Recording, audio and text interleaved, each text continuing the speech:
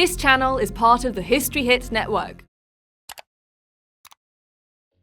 Tá stair féin I gach tach, dá mé cumas caintecha smuoinnig na scéalta dín seodís. Tám se chun cuairteúirt cuid den na tithe is simúla in éidean, agus le cabhar ó faoin sí stairiúla agus cardéag súla, rachamíd siar trín am léanta le búla leis na daoine a chónigam tú fadó.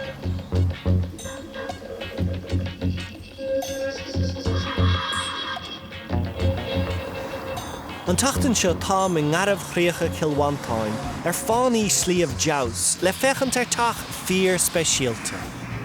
Tám tacha go crí lár Kilwantáin chu ceann den na tithe is áile in éireann. Tá cluine atá a ceann a bhí a gcónaí díorathe I dro an sprí agus an sult. Tach spreagúil inscach éan slí.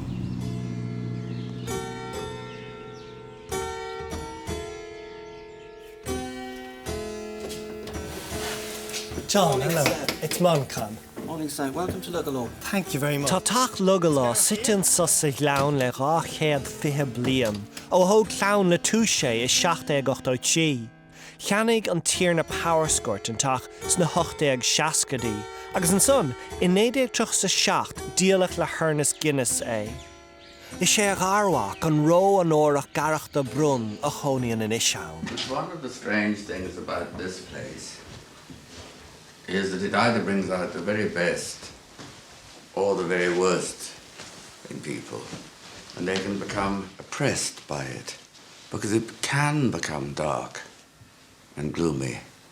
And for other people it brings out the best in them, but it never has no effect. Is this your mother? That's my mother, who was Una Guinness, Isn't she beautiful?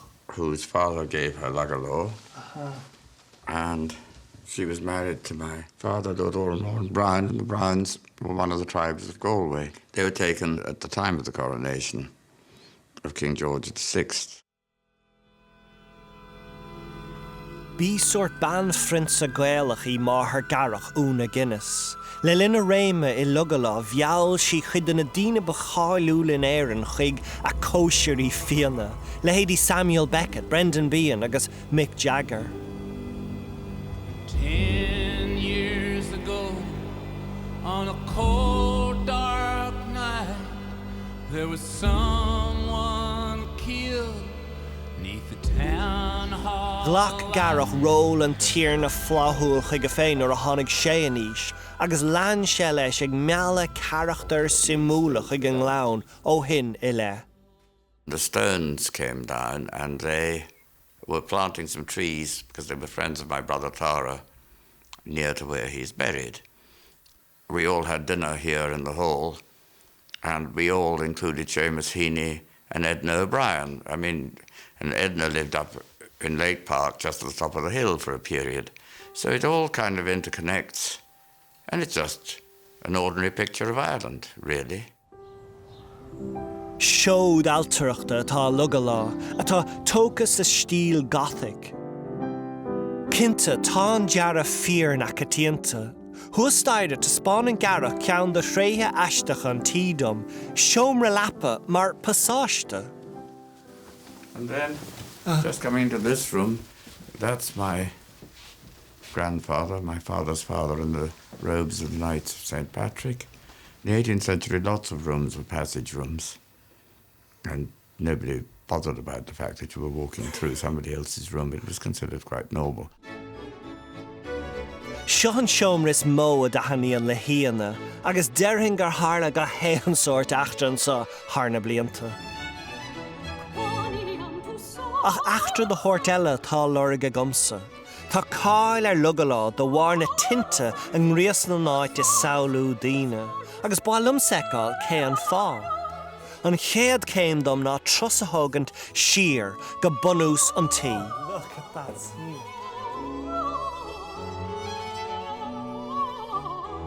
History Hit is like Netflix just for history fans, with exclusive history documentaries covering some of the most famous people and events in history, just for you. Whether you're looking to dive into life and crime in Victorian London or the forgotten history that deserves to be heard, History Hit has a documentary for you, just a click away. We're committed to bringing history fans award-winning documentaries and podcasts that you can't find anywhere else. Sign up now for a free trial, and Absolute History fans get 50% off their first 3 months. Just be sure to use the code AbsoluteHistory at checkout. Ba Huguenots a bhí ag glán le túis an drama hóg Luggala. Heisiad ó Ngéirleanóin sa rank sa 7ú hís déag. Tháinig siad go bleach lia agus dhírig siad ar bhain céireacht. Bhí siad ar chuid de bhunathirí bant na héireann i 1783. Bé Peter le túis a hóg Luggala i 1790 mar láthair seilagad ó féin agus dá carde.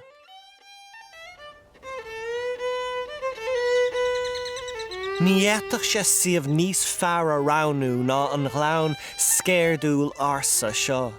Suas go dtí an 8ú hís déag bhí an áit fós lán le hanamhathe fianna, sionig, fianna rua agus turc. Tá éana ní leanna take chun fearan thach Luggala a hispántam agus blasahúirtam ar stair an ghlana. So, clishin tú na rudí, clishin tú na hain, clishin tú, fecan tú.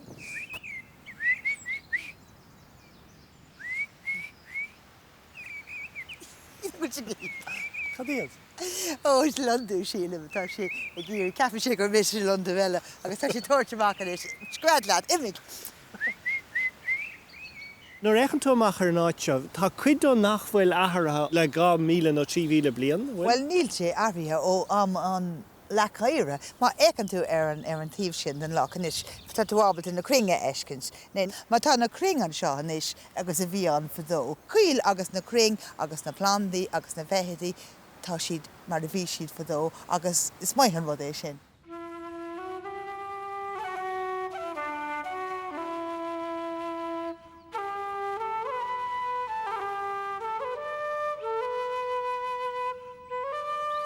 Tá hen tháinig an tuiscint gur rud táchtach, gur rud áling an nádúr. Bhíoh is ag na daoine a gcónaí gur áit jazz a bheith an agus na húsle go mór áit mar seo níor choirú isteach ar bí na hanahíos na cuilte agus nuair hanig le túis an seo is tóg bhí siad géirí sport a bheith acu agus bhí go leor rudí le deanna bhí anahí an seo chun iad chun. Oh, so it has to go here the warú, basically. Well, basically, agus ní bhóisiid go amach le rudí mar seo fécin le héad agus a fécin na blána agus a bhá nachfuil seo go jazz. Just well sin an rud agus bhí go leor rudí an seo agus beag siad Bheith an ólasach a gan í go léirháil mar tá siad léir imine ní bheith siad an. Má céimhníí an muid an áit beag na hanahí an seo gcónaí.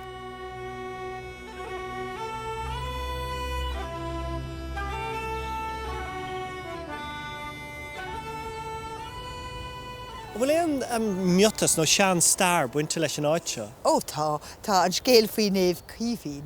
Tá agad néamh cuimhín tá manisteir ag a hala Glendalough. Well, an rud a bhí a gceist ag an néamh cuimhín ná bheith an seo i Luggala agus an manisteir bheith an seo. Ach chur an deil rud uafásach in aice leis, agus a bhd a chur sin an ban álín.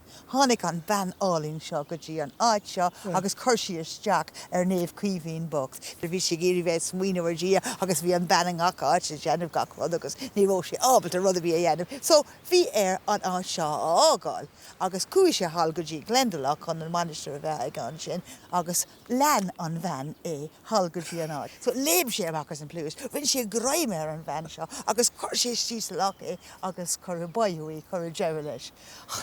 You don't mess with things, heaven. Níor a bheith néamh chuomhín an tean duine chunach áileacht an gleanna. I ré le túis, tháinig cuairteoirí ó bhád a géin lena scí a ligean I measc an íomhnis. Bálam fáil amach an mar an éan rion don rééis sin, so tám take chuig leabhar le náisiúnta na héireann, áite bhfuil an cnósach is fearr de leabhar agus lámhscríbhíní cuimhnathe. Le fechant, céir is féidir le Garród ó Ling, an comádaí insean dóin. County of Wicklow, by the Reverend G.N. Tuairteoirí dína sevra dul take a héireann chun fechanta. Sé díreach sé. Agus tá léirscáil a go? Tá léirscáil ann agus níor mhór é oscailt go cuaireamach So 18 an rudse, yeah. sé díreach tá dátar an ar sáil freisin. Agus bhfuil Luggala air? Tá sé Ó fiochan son Luggala. sé díreach sé le feisce. Rih réin a réon rafadóireachta, denna cuairtóirí chuig Luggala líanaíochtaí don ghlán. Is féidir an teach leiscin an sin. An féidir? Ja. Tá sé có rómánsún nach bhfuil miotach. Agus bhfuil éon cúntas eile feite go faoi Luggala gnám.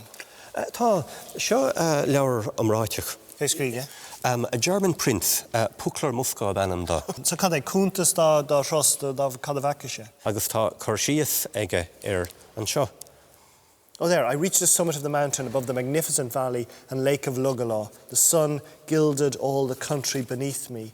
It is indeed a lovely spot of earth, lonely and secluded, the wood full of game, the lake full of fish, and nature full of poetry. Come a dríocht le nach bhfuil. Nach bhfuil. Lan me garrod godain isteach na bailúchan, áitir of Kangol fear speisiúil le Luggala aimse aige. More of Irish melodies. Bhí anchaile ar an leabhar seo cnúsach curtha le chéile ag Thomas Moore. It's agran even den lauer. Sé is seo an So Sean Bailúchan Auran a bhí beag nach gach tig, then now that's what I call music of the time. Lí sé beidir go raibh na árán níos fearsa cnúsach seo. It's agran even, though. Ach tá rud áirithe seo ina gcuirtha tú spéis.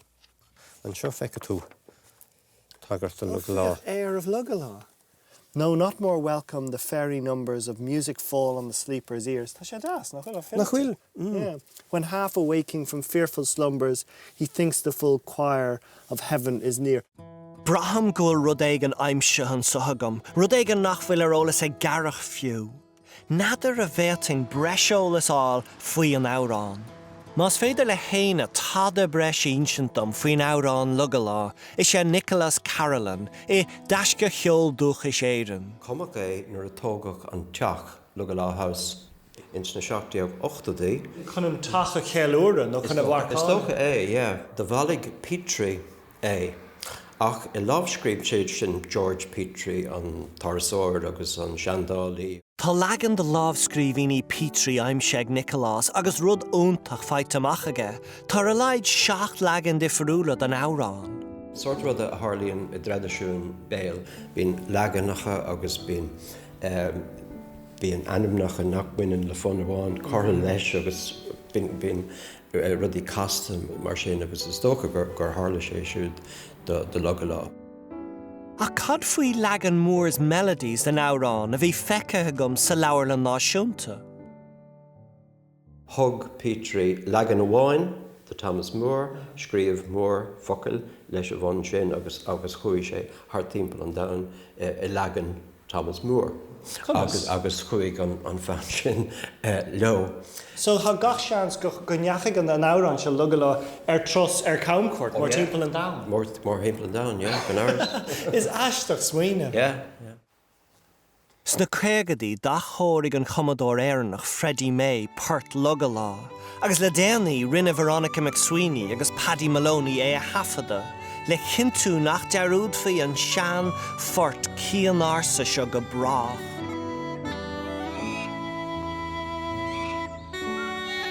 Ach mar a bhí mé tí fáil amach, níor a bheith Luggala an tean fort a spreag an tach úntach seo.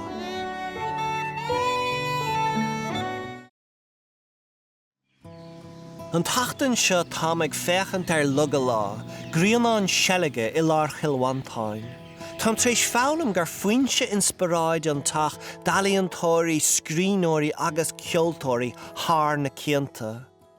Ach sé Garech de Brún a chónaíonn in iseán an tábhar spreaga ba bhó.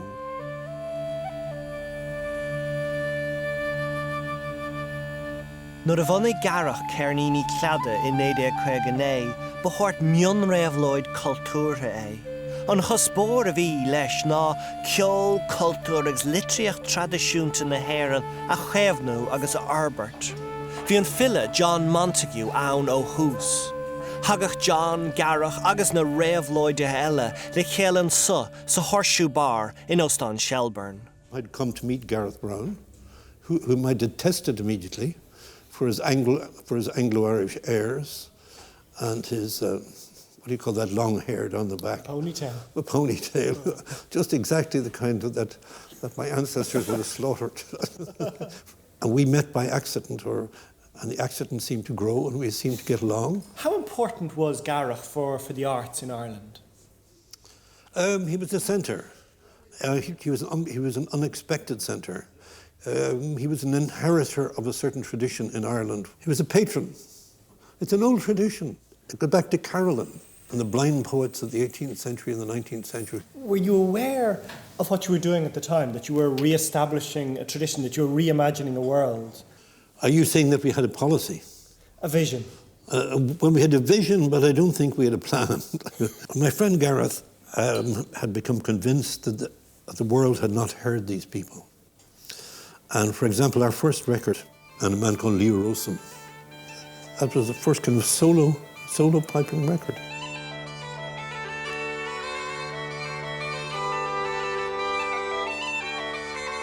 And became attached to this ancient music.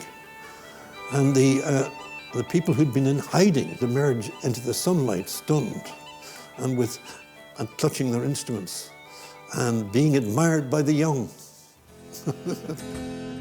I measc na mór cheoltóirí a hafad le Claddagh, bhí fearbháin a cheasamach ón slua. Bei sár chruthóir é seán ó riada, cuacht le, ábhar spreaga, a raibh an irid sin de fashion an tail ann nar warse roada. Díreach ribhawás ag ístad a hain, bhí teangaháil dernach aige le Luggala. Seán O'Riordan then decided to come back to Luggala for his final recording. Yeah, that was very strange. Sean was a very haunted man. He's one of the few people I have known who wanted to move on to the other world. I mean, he believed in a heaven. He believed that he would go to the greater world outside. But he phoned up Gareth and said, I want to record some of the tunes I love.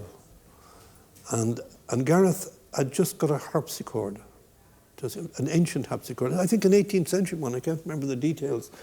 And he got it refurbished so that Sean could perform his actually last music.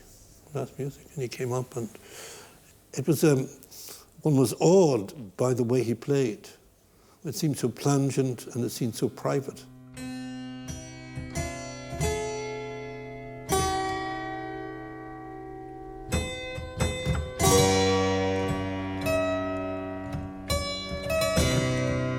After Kinsale, after Limerick, after Aughrim, after another defeat, to be redeemed by the curlew sorrow of an ashling.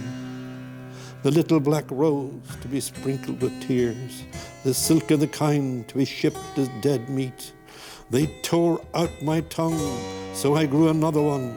I heard a severed head sing down a bloody stream.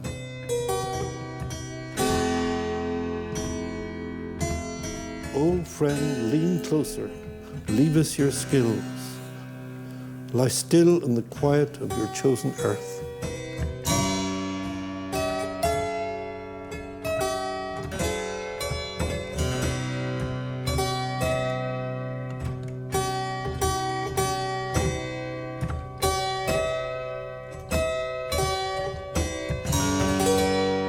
We'd talked about it for a long time, and that harpsichord was made in Ireland. And so he fulfilled the promise, and John Montague thought that he suspected that he was going to die and that he was just fulfilling a promise to a friend. And that's why the LP got called O'Riordan's Farewell.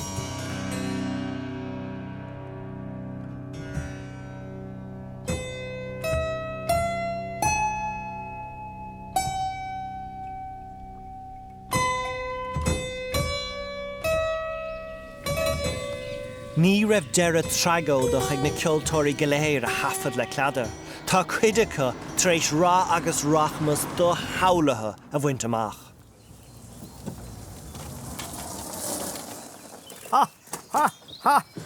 Paddy. Hey, down. Put a stall to fan, listen. Thanks for Ten buint Paddy Maloney le Cairnini Claddagh sheer cho fada leis na chéad leitheanta. Intrigued by the whole concept of Luggala, the creativity that was in that house. Oh, magic indeed. I mean, if those walls could speak, you know, it was just incredible, the things and sessions of music that took place and the parties and... Oh, really? It goes on over 40 years now. And so did the house have a role in the chieftains as well? Very much so. In fact, there's a great and wonderful photograph of the chieftains in front of the house. It would have been 1974 we took it, you know. The house itself, even during those years, he used to have these wonderful collection of musicians would come, usually in October, around the Halloween time it was. Princess Grace on one occasion, we played down at Luggala. Mick Jagger, I know, in the early 60s, he used to go and stay in the passage room there. He used to sleep there. That was his room, the passage room. So the place was always humming with people associated with the arts and music and poetry and all that kind of stuff. That period in Irish musical history of Sean O'Riordan and then the birth of the chieftains was seminal. It's what everything is based on since then. What Sean achieved was tremendous. You know, like when I first heard Misha Era, you know, that really turned me on to him. What he was doing, his arrangement of traditional tunes was great. Hafod na chieftains formhór de album Lua le Claddagh. As chuisiad a raig le bheith cheanna na grúpaí ba ráthúla domhan, le 18th album agus raise Grammys. Fós inniuh táid ag mealla slóite chuig ceol curmacha fud an domhan. Plus the sound, it's still unique to this day of the chieftains. You know, I mean, there's other groups and other bands and all that kind of thing, but people say, that's the chieftain sound, and they recognise us when they hear it, you know.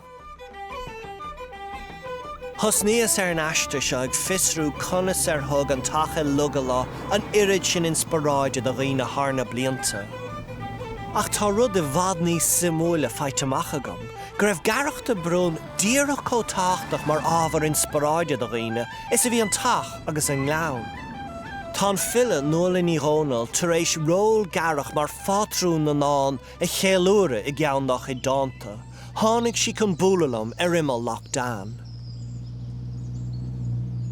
Cún sé an seanna ré gailach I gcuine go, you know, bín tagan na héine go dtíon dig agus bín fáiltear of na héine agus bín bí agus deach agus mar sin, you know, seanna gachadí agus nua gachabí agus an sortan rada agus stoilm go mine sé go mór leis sin chomá. A léfás a písa de thura do chuidibre a dénachan so? Yeah, seo dá na scíos agus dearman gur I gúirt í an bhrice mar hasí go Garech an dhéanam rodéigin mar geall rodéigin a bhí hail an Alban ach ní réon rud í hail an Alban a bhís a clíanamh nar bhís ascríos a bhís a clíanamh an digsa.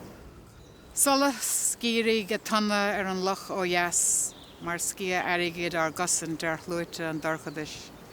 Sciran na néalta mar alta fia haar cnoch, á saidach an siú leg madri glíthe is duine.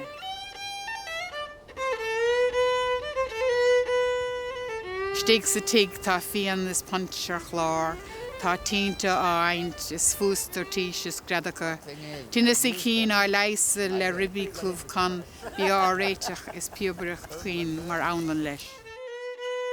Hirashe Luggala tá Garech a measca chuid carda. Bhí mé smaoinemh céir de bhéting tuairt chuig an prunsa seo. Agus an sin riselam go mbeadh na hárán go léir a bhaineann le Luggala lán I rúnach.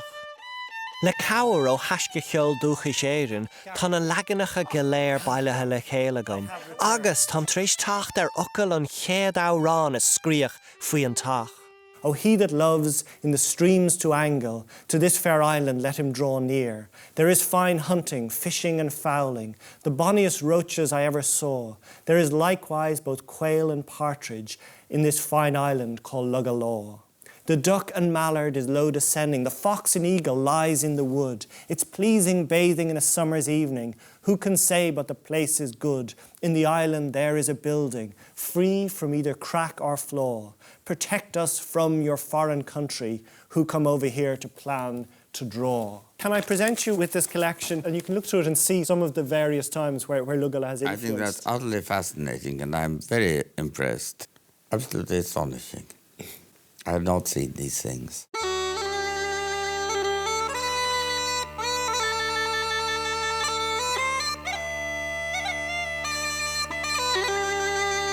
Leis na céta bliain tá Luggala tar éis ceol filiocht alíonn is árán na spreaga. Agus tá Garech de Brún tar éis ról úntach féin a immert sa phróiséas. Le Paddy Maloney a seint páirt Luggala is úntach a bheith saoilú faoin alíonn áling úntach a chra hófar sa tach seo sna blianta atá róin.